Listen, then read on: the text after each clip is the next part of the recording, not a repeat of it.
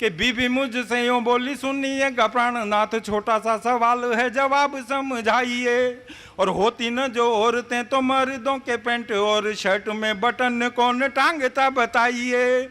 मैंने कहा पत्नी से पगला गई है प्यारी, वरना तू ऐसे ये सवाल नहीं घड़ती। औरतें न होती यदि तो बताओ मर्दों को कपड़े पहनने की जरूरत क्यों पड़ती।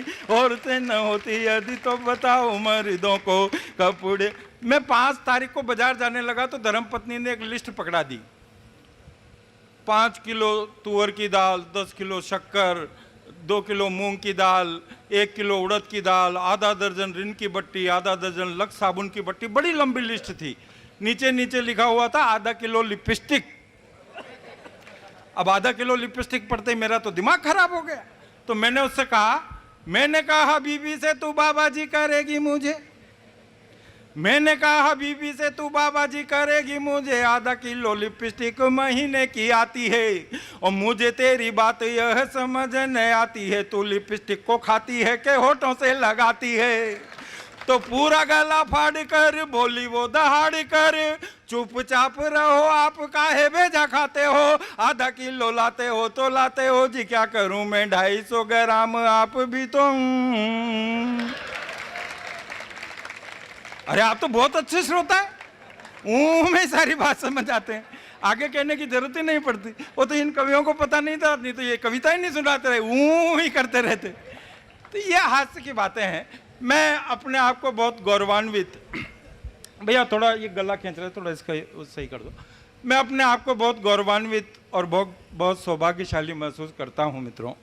मेरी 30-32 साल की इस काव्य यात्रा में 4 बार मुझे आदरणीय अटल बिहारी जी वाजपेयी साहब जैसे बड़े व्यक्तित्व के इस तरह से पास में बैठकर, बगल में बैठकर के, साथ में बैठकर के काव्य पाठ करने का सौभाग्य, सुअवसर मुझे प्राप्त हुआ। 2 बार वो जब विपक्ष के नेता थे तब, और 2 बार प्रधानमंत्री बनने के बाद। आप सब जानते हैं अटल जी बहुत बड़े कवि हैं, बहुत बड़े कवि थे। हम तो उनके पैरों की धूल भी नहीं है, बहुत बड़े कवि थे। और वो हम कवियों की बातों का बुरा भी नहीं माना करते थे, हम उनसे हंसी मजाक कर लिया करते थे। आप ये भी जानते हैं अटल जी वो व्यक्तित्व हैं जो जीवन भर महिला न होने की वजह से परेशान रहे और प्रधानमंत्री बनने के बाद महिलाओं की वजह से परेशान रहे। किन किन महिलाओं की वजह से परेशान रहे आपको बताने की जरूरत नहीं, लेकिन प्रधानमंत्री बनने के बाद उन्हीं की कॉन्स्टिट्यूंसी में लखनऊ के पांडेगंज में एक बहुत बड़ा कवि सम्मेलन था।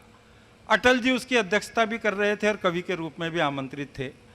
उन्हीं की उपस्थिति में मैंने 4 पंक्तियां उनको समर्पित की, हास्य की। वो वहाँ से उठ करके यहाँ तक आ गए, मेरे कंधे पर हाथ रख दिया। उससे बड़ा कवि सम्मेलन, उससे बड़ा सम्मान, उससे बड़ा पुरस्कार मेरी ज़िंदगी में कोई हो नहीं सकता। वो 4 पंक्तियां मैं आपको सुनाना चाहता हूँ। मैंने क्या पढ़ी थी, आज वो नहीं है, उनकी याद हमारे साथ है, बहुत याद आती है उनकी। सुनिएगा। मैंने कहा कि जरा सी लगाम यदि जम कर कसी होती चेन्नई वाली अम्मा हड़काती नहीं आपको। जरा सी लगाम यदि जम कर कसी होती चेन्नई वाली अम्मा हड़काती नहीं आपको। अंगुली उठा के गर आंख जो तरेरी होती, ममता भी अंगूठा दिखाती नहीं आपको। और 5 में से 1 बम पाक पे जो फोड़ देते, 5 में से 1 बम पाक पे जो फोड़ देते, जनता कभी ये भूल पाती नहीं आपको। ओ घर में लुगाई यदि पहले से होती, एक एरी गेरी औरतें सताती नहीं आपको, एरी गेरी औरतें सताती नहीं आपको। एक पारिवारिक व्यंग सुनिएगा। वाह वाह क्या बात, एक सीरियल आता था, अगर आप लोगों ने देखा हो, 8-10 एपिसोड उसमें मेरे आए थे, तो उसमें से 1-2 व्यंग आपको सुनाता हूं कि एक बंदे ने अकल के अंधे ने इंटरनेट पर लड़की पटाई, इंटरनेट पर ही कर ली सगाई, इंटरनेट पर ही शादी, और तो और इंटरनेट पर ही डिवोर्स हो गया। लड़का और लड़की दोनों खुश कि चलो इस बहाने कंप्यूटर का कोर्स ही हो गया, कोई टेंशन नहीं। और ये हालात हैं आज के। एक पारिवारिक व्यंग सुनिएगा कि शारीरिक, मानसिक, आर्थिक परेशानियों से हैरान परेशान हम दोनों पति पत्नी एक पंडित जी के पास गए कि श्रीमान है कोई इन समस्याओं का समाधान। पंडित जी बोले रे नादान, सूर्य अस्त है मंगल अमंगलकारी है, बुद्ध की महादशा में गुरु का अंतर है, शुक्र नीच का है शनि का ढैया है, इसलिए रुक रहा गृहस्थी की गाड़ी का पहिया है, राहु और केतु की वक्र दृष्टि है, इसलिए इन सारी समस्याओं की सृष्टि है, इन सब समस्याओं के समाधान का एकमात्र उपाय है। 1.25 महीने तक रोज नियमित रूप से महामृत्युंजय जप के जाप करवाओ।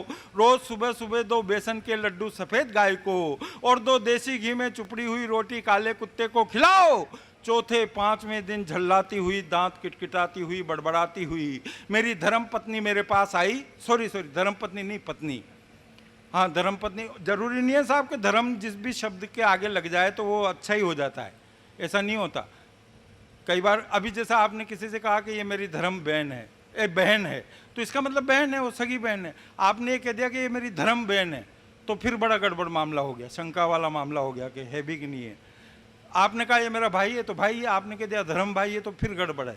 आपने कहा ये मेरे गुरु हैं तो हैं, आपने कह दिया धर्म गुरु हैं तो वो आसाराम भी हो सकता है, रामपाल भी हो सकता है, कुछ भी हो सकता है। तो धर्म हर एक के साथ। अब जैसे बहुत अच्छा शब्द है पाठशाला, कितना अच्छा शब्द है पाठशाला। अभी इसमें पाठ हटा दो और धर्म लगा दो, क्या हो गया? धर्मशाला। हाँ, ये बहुत जागरूक श्रोता है। तो अब धर्मशाला तो सार्वजनिक हो गई, तो पत्नी सार्वजनिक है क्या? नहीं लगाना चाहिए ना धर्म पत्नी, पत्नी ठीक है। तो कई बार ऐसा, तो शारीरिक आर्थिक मानसिक परेशानियों से हैरान परेशान मैं और मेरी पत्नी एक पंडित जी के पास गए कि श्रीमान है कोई इन समस्याओं का समाधान? पंडित जी बोले रे नादान, सूर्य अस्त है मंगल अमंगलकारी है, बुद्ध की महादशा में गुरु का अंतर है, शुक्र नीच का है शनि का ढैया है, इसलिए रुक रहा गृहस्थी की गाड़ी का पहिया है, राहु और केतु की वक्र दृष्टि है, इसलिए इन सारी समस्याओं की सृष्टि है। इन सब समस्याओं के समाधान का एकमात्र उपाय है। 1.25 महीने तक रोज नियमित रूप से महामृत्युंजय जप के जाप करवाओ। रोज सुबह सुबह 2 बेसन के लड्डू सफेद गाय को और 2 देसी घी में चुपड़ी हुई रोटी काले कुत्ते को खिलाओ। चौथे 5वें दिन दांत किटकिटाती हुई, झल्लाती हुई, बड़बड़ाती हुई मेरी पत्नी मेरे पास आई और बोली कि पूरे मोहल्ले के 4 चक्कर लगाए आई, न तो कुत्ता मिला और न गाय, घर गृहस्थी की कुछ तो जिम्मेदारियां आप भी संभालो, लड्डू मैंने खा लिए। अरे वाह यार, क्या बढ़िया श्रोता है यहाँ भी।